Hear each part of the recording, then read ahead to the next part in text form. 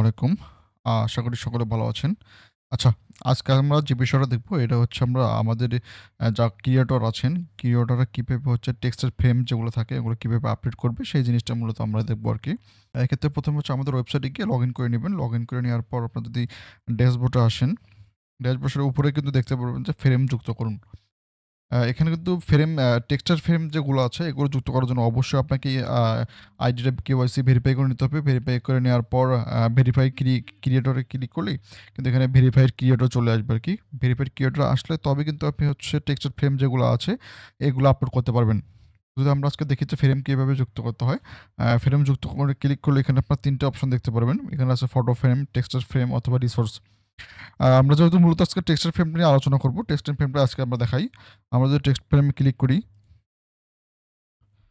Text ফর্মে click করলে কিন্তু দেখতে পারবেন যে নতুন টেক্সট ফ্রেম তৈরি করুন। এখানে একটা পুরো একটা ড্যাশবোর্ড চলে আসছে আরকি। এখানে কিভাবে কি করতে হয় মূলত আজকে আমরা কিন্তু এই বিষয়টাই দেখব আরকি।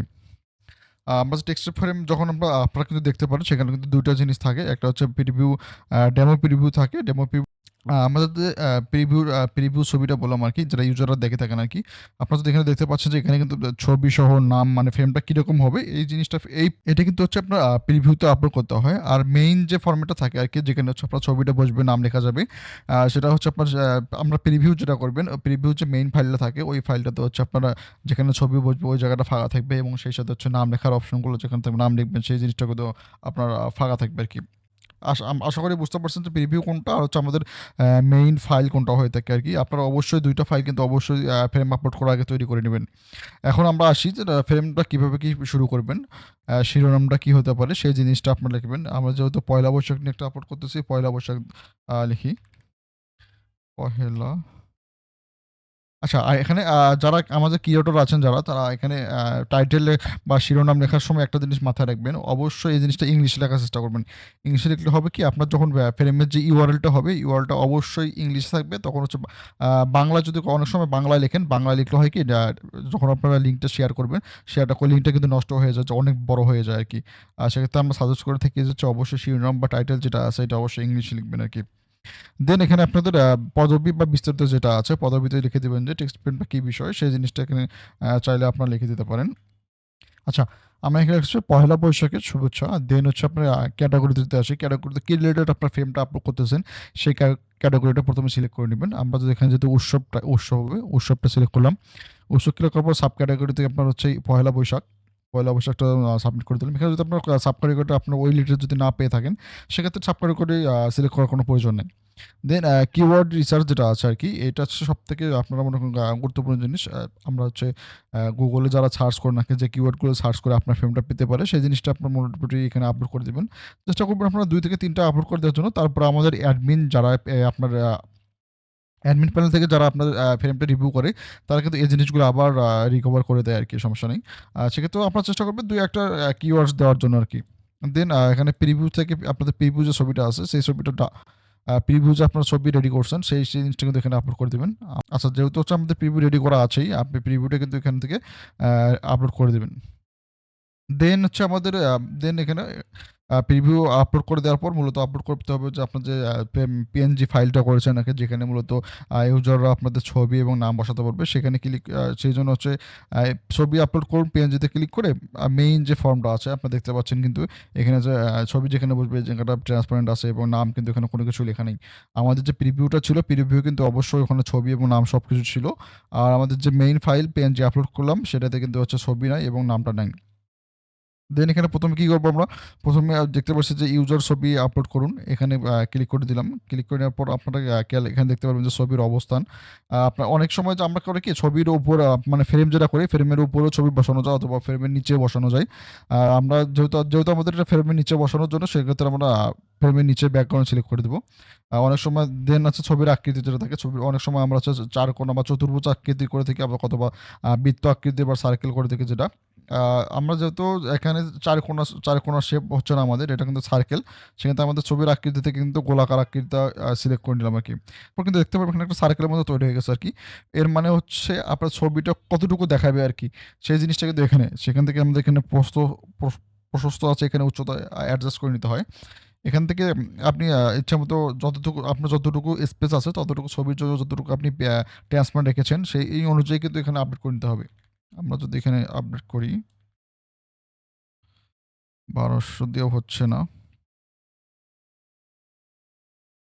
এখানে যতটুকু আপনারা করেন সেইভাবেই এখানে সার্কেলটা আপনারা তৈরি করে নেবেন আরকি।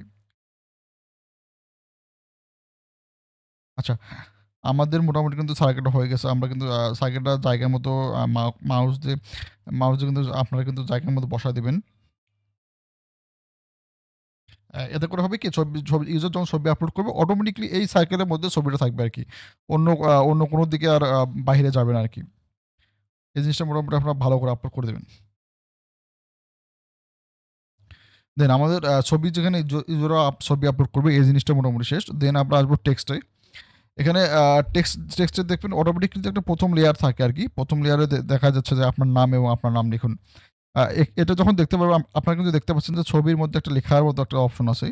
এই জিনিসটা আপনাদের ছবি কোথায় বসবে ওই অনুযায়ী হচ্ছে ওই জায়গায় বসায় দিবেন আরকি।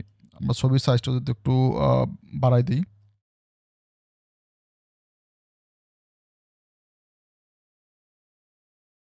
আচ্ছা, আপনারা কিন্তু এখানে দেখতে পাচ্ছেন যে হচ্ছে ছবি কিন্তু অটোমেটিকলি চলে আসছে আরকি। যেহেতু আপনাদের যে ফ্রেমটা দেখছিলাম এখানে যদি আমরা দেখি ফ্রেমে কিন্তু দেখতে পাচ্ছি শুভেচ্ছাদের নিচেই নামটা ছিল আরকি। যেহেতু আমরা এখানে বসায় নিলাম। এখন হচ্ছে আমরা চাচ্ছি যে যেহেতু আমরা প্রিভিউতে একটা কালার দিয়ে নাম লিখেছিলাম, সেই অনুযায়ী করব। সেখান থেকে হচ্ছে আমরা কালার থেকে কালার সিলেক্ট করব। যেহেতু আমাদেরটা ফ্রেমে ছিল ইয়েলো কালার সিলেক্ট করলাম। দেন এখানে আপনার আরেকটা জিনিস থাকে হচ্ছে ফন্ট ফ্যামিলি যেটা আছে আপনারা যে ফন্টেই অ্যা ফ্রেমটা ডিজাইন করে থাকেন আপনারা কিন্তু আমাদের ওয়েবসাইটে সেই ফন্টটাই আপলোড করতে পারবেন আরকি। এখান থেকে ফন্ট ফ্যামিলিতে গিয়ে যদি দেখেন যে এখানে যদি আপনি যে ফন্ট দিয়ে ডিজাইনটা রেডি করেছেন সেই জিনিসটা কিন্তু এখানে যদি ফন্টটা থাকে তো ভালো। যদি না থাকে সেক্ষেত্রে নতুন ফন্ট আপলোড করুন। নতুন ফন্ট আপলোডে গিয়ে আপনাদের কিন্তু ডেস্কটপ থেকে কিন্তু হচ্ছে ফন্টগুলো আপলোড করতে পারবেন। একটু দেখা কিভাবে আপলোড করবেন। এখান থেকে আপনাদের ফোল্ডারে যেখানে থাকবে সেখান থেকে হচ্ছে ফন্টটা সিলেক্ট করে ওপেন করে দিবেন। তাহলে কিন্তু অটোমেটিক কিন্তু দেখতে পারবেন যে লেখা এখানে কিন্তু আপনার যে ফন্টটা ছিল সেই ফন্ট অটোমেটিক্যালি কিন্তু আমাদের ফ্রেমের এখানে নিয়ে নিচ্ছে আরকি। তারপরে এখান থেকে ফন্ট এখানে নরমাল বোল্ড করবেন কি নরমাল করবেন, ইটালিক অথবা যে জিনিসটা থাকে এই জিনিসগুলো আপনারা এখান থেকে আপলোড করে নিতে পারেন।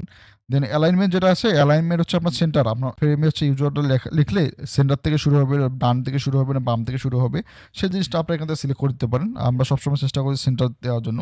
যাতে করে ইউজার যখন লিখবে তখন অনায়াসে বা মিডল থেকে শুরু হয়ে বা ২ পাশে চলে যাবে আরকি। দেন যেহেতু আমাদের এখানে একটাই লেখার অপশন ছিল আরকি ফ্রেম ডিজাইনের সময় একটা লেখার অপশন যুক্ত করেছি আরকি। অনেক ক্ষেত্রে হয় কি আপনাদের এক বা একাধিক লেখার প্রয়োজন হতে পারে আরকি। দেখা যাচ্ছে যে আপনি এখানে নাম আছে, নামের নিচে পদবী লিখতে হবে আরকি। সেক্ষেত্রে এখান থেকে নতুন লেয়ার যুক্ত করুন। এইখানে ক্লিক করে এখানে লেবেলে লিখে দিতে পারেন কি? আমরা যদি পদবী দিয়ে থাকি, এখানে লিখব পদবী।